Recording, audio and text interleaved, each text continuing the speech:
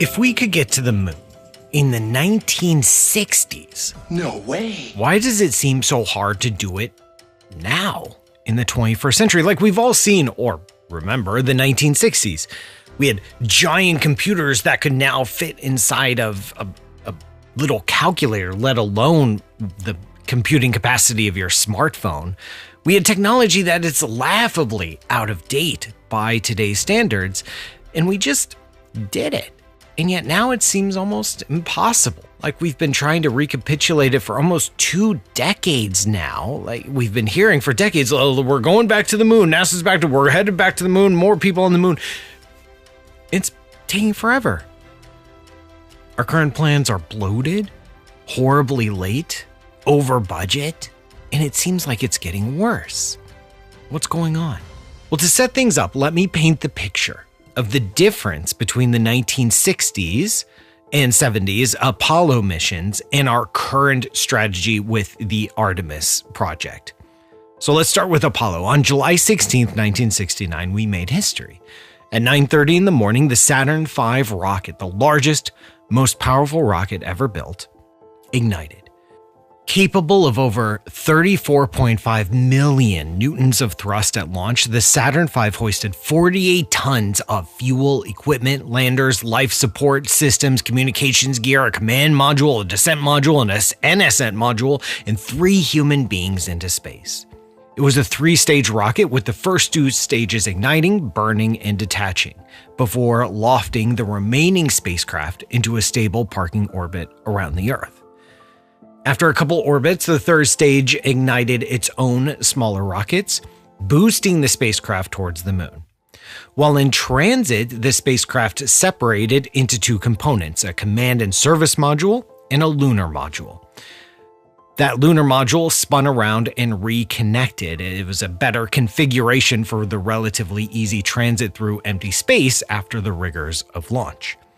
3 days later, the spacecraft passed within 110 kilometers of the lunar surface. 2 more burns put it in a stable orbit around the moon. The lunar module detached and arrived on the surface where 2 astronauts, Neil Armstrong and Buzz Aldrin, spent 21 hours and 36 minutes on the moon. They re-entered the lunar module and an ascent stage detached, rocketing them back up to the waiting command module. They rendezvoused, discarded the lunar lander, which crashed back on the moon's surface, and returned to Earth several days later, splashing down 920 miles southwest of Honolulu in the Pacific Ocean.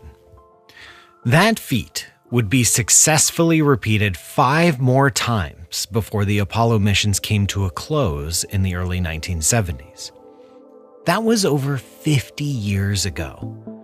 Today, NASA has plans to return to the moon, dubbed the Artemis project, and the first crewed mission profile, which is currently slated for no earlier than 2026, looks something like this. First, a launch will send the lunar lander craft into Earth orbit. A private company, either SpaceX or Blue Origins, will provide this craft. To get the lander to the moon, it will need to be refueled, which will take somewhere in the ballpark of 10 to 20 additional launches. Each one of these launches will just carry extra fuel. They will rendezvous in orbit, and they will refuel this lunar spacecraft. Alternatively, there might be a tanker in orbit that is already pre-filled, but the basic structure is the same. The lander itself will then burn and get itself over into lunar orbit and wait. Additional lunar landers may be sent to deliver supplies to the lunar surface for later use. Then, NASA's newest rocket, the Space Launch System, or SLS, will send the Orion spacecraft into orbit. The Orion spacecraft will then carry 4 astronauts into a lunar orbit, taking 2 to 3 days to reach the moon. The Orion spacecraft will dock with the lunar lander. 2 astronauts will descend on the lunar lander and spend roughly a week at or near the lunar South Pole. Then the astronauts will get back in the lunar lander, launch up and rendezvous with Orion, ditch the lander, and return to Earth, splashing down in some handy large body of water. Whew, like I said, what's going on? With Apollo, we had a single launch of a single vehicle that contained all the stuff needed for a lunar mission. was like heading out on a backpacking trip with all the supplies you need, well, on your backpack, on your back, in a single bag. The Artemis mission concept is more like sending a few of your buddies out ahead of time to set up your campsite, and then you setting off with barely enough supplies, and then on the last leg of your trip, you get into your best friend's Range Rover to take you to the actual campsite. It's okay. You're in the Range Rover now. And leaving the Range Rover there when you're done. What's going on? As we've come to learn on this show, simple questions don't always have easy answers. And we've also come to learn on this show that it might be easy or tempting to point our fingers at one specific cause, but that we should resist that temptation because often the universe is nuanced and complex, which is good for us because it means we get to keep doing this show together without running out of things to talk about. And all of this goes double for literally anything involving humans and especially politics. Because I can tell you this. Quantum mechanics is easier than people, and general relativity is easier than politics. People act like physicists are so smart, but really we pick the easy problems to work on. Now, maybe 100 years from now, a future historian will be able to summarize everything better about why Artemis is so much harder than Apollo, so much more complex, taking so much longer. We're in the thick of everything now, so it can be hard to pinpoint exactly what's going on. But this is my best guess. As usual, it comes down to numerous factors that are sometimes related and sometimes independent, but I think we can boil it down to 3 P's: price, politics, and Patreon. That's patreon.com/PMStutter, and you knew that was coming. This is how you can support the show. I greatly appreciate it. I cannot thank you enough for all the support I've received over all these years. You keep this show going. It is a blessing to be able to give this show to you and for you to support it. That's patreon.com/PMSutter. No, actually, the 3 P's are price, politics, and priorities. So let's look at the first P, the price. Yes, the Apollo missions were impressive. And yes, the Saturn V rocket was the most awesomest rocket ever built. And everything was also hideously expensive. The entire Apollo program cost roughly 26 billion space bucks, by which I mean dollars. But that was in the 1960s and 70s. Once you account for inflation, the entire Apollo program cost nearly $260 billion. Yes, that's a Sagan billion with a B. If we include Project Gemini in the robotic lunar program, which were necessary precursors to get Apollo off the ground, literally, that goes up to over $280 billion on the moon landings. At its peak, NASA was consuming something like 5% of the entire federal budget, and the Apollo missions were more than half of NASA's budget. That was simply unsustainable. We don't have that kind of appetite now. We don't have that kind of money for space programs now. No one is going to approve spending 5% of the federal budget on space exploration, human launches. It's just not going to work. I'll get into that in the politics, but that's a raw fact. The Apollo missions had more money than the Artemis project does. Simple numbers. Today, total, in the roughly 10 to 20 years, depending on how you count, of the Artemis project, it has spent around $90 billion. And NASA itself only commands less than 0.5% of the federal budget. So if anyone ever asks, why do we spend all this money on space? Tell them it is a rounding error in the federal budget. You could eliminate all of NASA and our overall federal budget outlook, growth, GDP, all that would be largely unaffected. That's $90 billion over the entire lifetime. We are trying to return to the moon for a fraction of what it cost 50 years ago. That's just fact. We can't get around that. We're spending less money on the moon return than we were on the first trip out. And so, yeah, things are going to be different this time. Things might take longer. Things might look different because we're spending a different amount of money. Now, it's not always true that the more money you spend on a thing, the faster it happens or the better it is. I get that. But also, spending less on a thing is probably going to get you worse results. And I know some of you ask, many people ask, I even wondered this, why don't we just reuse the Saturn V? Why are we building any billions? Why are we spending any billions of dollars to build an entirely new rocket, the Space Launch System, when we already had the Saturn V that was more than capable of delivering people to the moon? Why do we need to do it again? Well, the truth is, because we're spending less money, we have to be careful with our budgets, and it's actually cheaper to build with new designs than it is to try to reuse Saturn V tech. Because, one, Saturn V tech was developed in the 50s and 60s with 1950s, 60s, and 70s understanding of rocketry and machining and computer-aided design and flight management and all that. We don't want to do that again. We actually have better tools available. We are able to make better composites, better materials, better understanding of fuel and flight characteristics.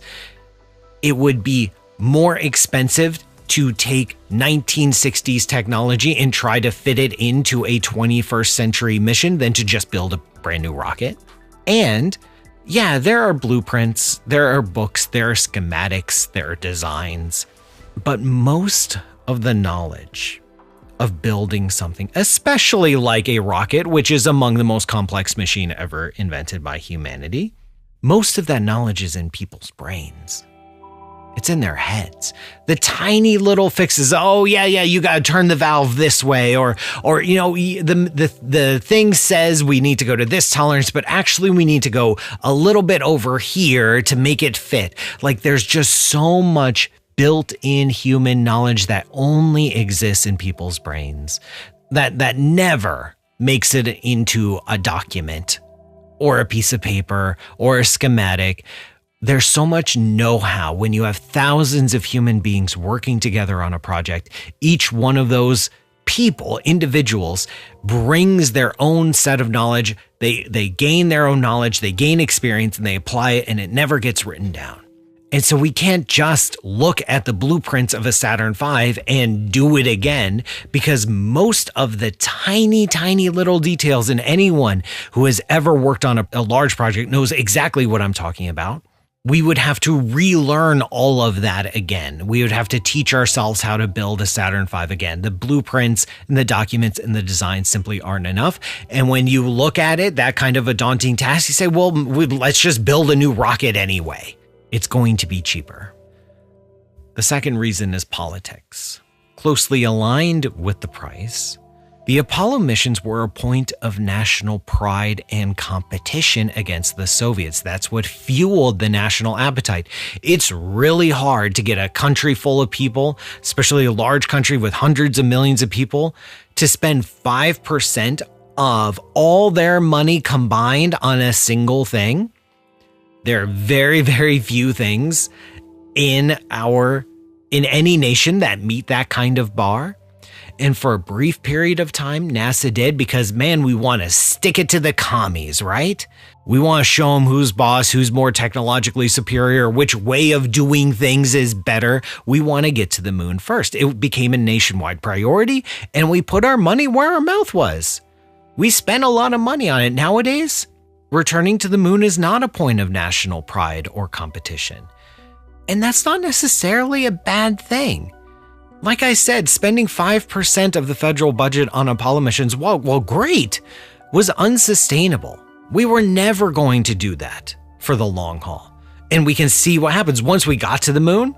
Public interest in the Apollo missions collapsed in a matter of years because it was unsustainable. Once we showed that we could do it, they're like, okay, yeah, whatever, another moon landing, who cares? It's not necessarily a bad thing that this is not a point of focused national attention and pride and competition, because those are fickle and temporary. And when the spotlight moves off of you, you run the risk of losing everything. So it's smarter to have different reasons to go to the moon, to be slower and cautious about it, to get different angles of public support involved in this. So it's not a single focused let's go moment, but a longer, more sustained, let's do this thing kind of trajectory, because we don't want that collapse to happen again. So we want to be smart, and we want it to be sustainable. Relatedly to that, to keeping things sustainable, we have to keep a lot of people very, very happy, and we have to do things old school. There's a lot of talk about new space and the private space companies, and they're doing amazing things. I would love to devote an entire episode of what the future of private spaceflight looks like from my perspective, so feel free to ask. But NASA is a government organization. It is part of the government bureaucracy. And if you want to play the political game, which means surviving as a political agency, as a bureaucracy, as a government outfit, you have to play by certain rules. And you have to keep lots of different people happy. This is part of it. Because there isn't this focused national attention of let's beat the Soviets, instead, you have to be smarter about it. You have to be more diplomatic about it. You have to get people on board in different ways. And the number one way to get people on board with a big government project is to ensure that they get a cut. Make sure that someone's writing a check with their name on it. And that's why NASA has tentacles in almost every state. That's why there's launch facilities in Florida, rocket manufacturing plants in Georgia, why there's in Alabama, why there's command facilities in Houston, why, there are some extra launch pads out in California, why one little essential doohickey on the rocket can only be made in Oregon. There's a reason for that. Yes, it's inefficient. Yes, it's slow. Yes, it can lead to corruption, but also it's the only way to do it. Some community in Oregon, if they don't care, if we're not beating the Soviets, if there's not this focused national attention spotlight on it, the only reason they're really going to care is if they have a stake in it, if they have a role to play, if they have a part of the grander story. NASA has to play those politics. These weren't necessarily considerations. They were part of the consideration, don't get me wrong, back in the 60s and 70s. But also, the government was just writing blank checks to NASA to get the job done. Now we have to do things differently. That is going to change how we approach returning to the moon. We have to do it old school. And yes, private space companies can do things differently, and great, and they need to, and that's worth celebrating and pouring resources in. NASA can't, because NASA has to play the political game. As an example of this, the Space Launch System is less powerful than the Saturn V. It's true, it simply can't get as much stuff into orbit or to the moon as the Saturn V did. Why in the heck are we designing a new moon mission based on a less capable rocket? Well, because of politics. Because we're kind of stuck with it. I just talked a little bit ago about how wasteful it would be to try to rebuild, just brush off the drawings of the Saturn V and let's build it again. We're kind of sort of doing that with the shuttle engine. So the space shuttle wound down, that program wound down, and we didn't really know, we as in NASA and engineering folks, didn't know what to do with all that infrastructure. The shuttle program involved manufacturers, suppliers, key components from so many different states, communities, representative districts, like the whole deal. It was this massive tentacle spreading across the country. And then when you're not building shuttles anymore and you're not doing that anymore, what do you do with all of that space industry infrastructure? All the plants, all the engineers, all the technicians, all the whole fraction of our economy that was devoted to building and maintaining the space shuttles. What do you do with them? And so NASA cooked up these new lunar and Mars missions, the Artemis project, as a way to reuse the old shuttle engines. One, because there were a bunch of shuttle engines just sitting in warehouses unused. And then two, if we've recently been building shuttle engines, it's not like 50 years ago, the Saturn V, it was just a few years ago that we built our last shuttle engine. Maybe we can just keep doing that. And so NASA designed the rocket, the actual entire assembly of this mission around the engines, around the shuttle engine. So at the bottom of the Space Launch System, you're looking at old shuttle engines. And when there are new versions of the Space Launch System, there are going to be new versions of the old shuttle engines because they were playing politics. Because they had to, because that is how you survive in the political game, by keeping a lot of people happy. And the number one way to keep people happy is to keep giving them money to do things. So we are reusing some old shuttle technology, the engines. It's actually costing us way more money than if we had just designed engines from the ground up.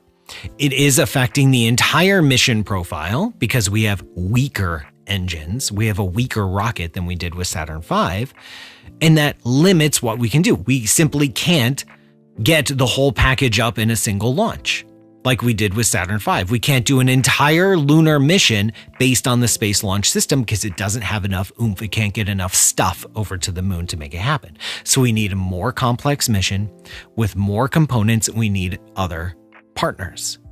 Yes, it's inefficient. Yes, we're spending more money. This is proof right here. If you want to know, like, why can't we just go back to Saturn V? Imagine this times 10. But it's keeping NASA alive. They're playing the game. Yes, it's inefficient, but that's better than zero efficiency and simply getting wiped away from the federal budget, which threatens to happen every few years or so.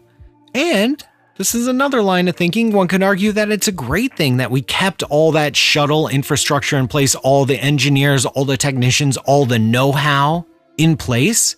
We kept those people employed for years, even though the Space Launch System is kind of a beast and an albatross and weird Frankenstein's monster of old and new technology. We kept those people employed. We kept those companies around. And that was exactly the technical base that we needed to have our modern renaissance in private spaceflight companies. But that's a different episode. We've done price, we've done politics. And the last reason why Artemis looks a lot more different than Apollo is priorities. And this takes several different shades. One is in risk tolerance. I'm going to be brutally honest with you. The Apollo missions were dangerous. They were straight up dangerous. Don't believe me? Look at Apollo 1. A pure oxygen environment during a test caught fire. 3 astronauts died. Apollo 6. Engine number 2 partially failed, nearly killed the crew. Nearly blew up the whole thing. Apollo 13, a little stirry thing in a tank broke and nearly killed the crew. That's 3 of the Apollos. 1 was lethal and 2 near disasters. Like a breath away from complete catastrophe.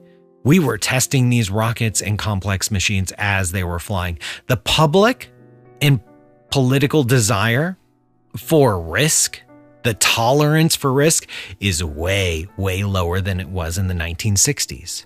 NASA simply, especially after the 2 space shuttle disasters, NASA can't have dead astronauts. They are hanging on to public goodwill by a thread. And if they screw up, we're done. And also, as a public, in the 60s and 70s, we were smoking, we were drinking, and we were lighting rockets on fire and going to the moon. And if a few people died in the process, well, it's worth it. There was a different attitude towards risk, an attitude that the public simply doesn't have anymore. And so, of course, things are going to move slower. They're going to be more complex. There are going to be a million tests on the ground to ensure that every flight is much, much safer than any flight of the Apollo missions, because we just can't stomach the thought of corpses on the lunar surface. Another angle of the priorities are the different mission parameters. Apollo missions could be counted in hours. Yeah, all that might, all that work, all that money to spend a day-ish poking around. A few hours actually outside of the vehicle and actually walking on the surface. The new Artemis missions are designed to last for days, maybe over a week on the lunar surface. That means you need more stuff. You need more water, more air, more food, more fuel. more extendable arm grabby things, more pouches, wrenches, tricorders, doodads, gizmos. If you want to spend a week on a moon, you gotta pack more stuff. And hauling that stuff to the moon ain't easy. The more stuff you have, the bigger the rocket you need, which means you need more fuel, which means you have a bigger rocket, which means you need more fuel. This is called the tyranny of the rocket equation. The only way we can think of to get a decent sized mission, like a week-long mission to the moon, is to have these multiple components where the lander is not inside of the initial rocket that leaves the Earth's surface, that leaves before. The only way to get that large of a lander over to the moon, you can't do it in one launch, you need to refuel it. We have a different location. The Apollo missions, they're just happy to land somewhere on the moon, somewhere easy. We're more interested now in the lunar South Pole because there might be pockets of water ice there, and there might be a lot of water ice underneath the surface. Landing there is kind of difficult. You need a very special kind of orbit, which is tricky to get into, which means the entire mission is more complex, more involved, trickier, has a lot more moving parts. Another priority is we have a different purpose. Don't get me wrong, the Apollo missions returned an enormous amount of scientific knowledge about the moon. But remember that the science part was shoehorned in. There were so much advocacy. It's a fascinating aspect of American history. The primary goal was getting humans on the moon and beating the Soviets. That was goal number one. And then, oh, by the way, maybe if we teach them to pick up rocks, we might learn something. Tiny, tiny, tiny fraction of the attention and focus and priority was doing science. The Artemis missions are science first. They're not only going to spend way longer on the lunar surface, they're going to be much better trained. The astronauts are going to be much better trained. They will be carrying out a lot more experiments, which means they need to carry more scientific gear with them. With the Apollo missions, we were playing fast and loose with money and human lives to achieve a singular goal of beating the Soviets. Now we are being cautious with money and lives to achieve a myriad of goals, mostly scientific, and scientific goals have a lot more stuff and work and planning and design and instruments associated with them than just putting boots on the ground and turning around and leaving. The Artemis project has an entirely different set of priorities than the Apollo missions did. And this different set of priorities dictate a different mission profile, which makes the mission more complex because we're trying to do more stuff on the moon. And we have a different purpose included in that priority. We're not just going to land and look around, take some selfies, and come back. We're planting the beginning of a lunar base. We're sowing the seeds of long-term habitation with the Artemis project. Once again, this requires so much more stuff. Not just to spend a week there, which is longer than any of the Apollo missions. Like a single Artemis mission could potentially spend more time on the moon than all of the Apollo missions combined.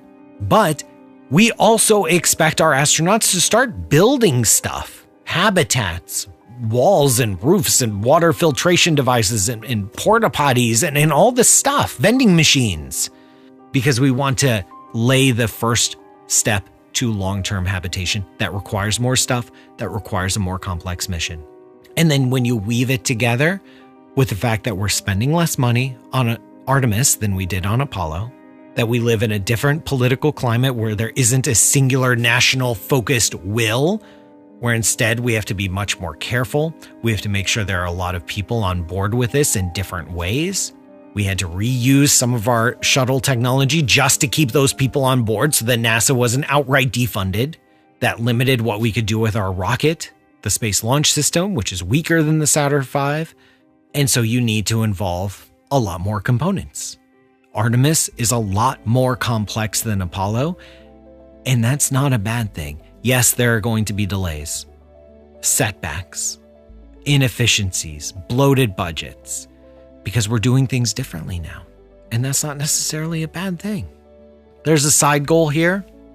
A lot of the Artemis project hinges on the development of a fuel depot in orbit, like a big old tank that you can send rockets up to, fill with extra fuel, and then those rockets return to Earth.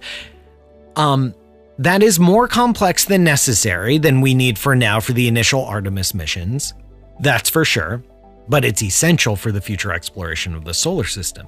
And if NASA and NASA's buddies nail this now, they will be 1 to 2 generations ahead of everyone else in terms of capabilities. Because if NASA has access to an orbiting fuel depot, where they can send anything up into orbit, refuel, and then rocket, that's how you don't just get to the moon, that's how you get to Mars, the asteroid belt, that's how you send missions quickly into the outer solar system. If that's all we get out of the Artemis project, for this phase of the Artemis project, is the working out the details of an orbiting fuel depot and how to refuel in 0G and freezing cold, which it could be an entire episode of how do we actually do that. That's a game changer right there. And that's a hidden game changer that I don't think a lot of people talk about. Yes, it's frustrating to see delays and cost overruns and slightly less than impressive rockets. I get it, but that's not the reality we live in. How we got here is a product of hundreds, if not thousands or millions of individual decisions and considerations playing out over decades, trying to make the most of a not so stellar situation where we don't have national focus and priority on beating the Soviets. So we're trying to be smart about it in many different directions. We're trying to be smart engineering-wise, money-wise, financially, and smart politically. Why? So that we never have to retreat from the moon again. Thank you to Somer L on email for the question that led to today's episode. And thank you to all my Patreon supporters, especially the ones who contributed to earn a free copy of Rescuing Science. We've got so many of you. Oh, I can't thank you. Oh man, this is amazing.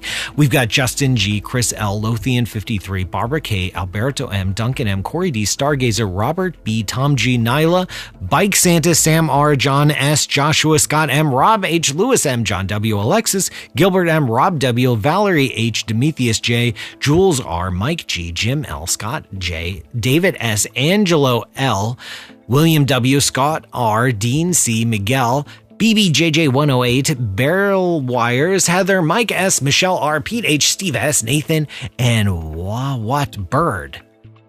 That's patreon.com/PM Sutter. Again, I cannot thank you enough.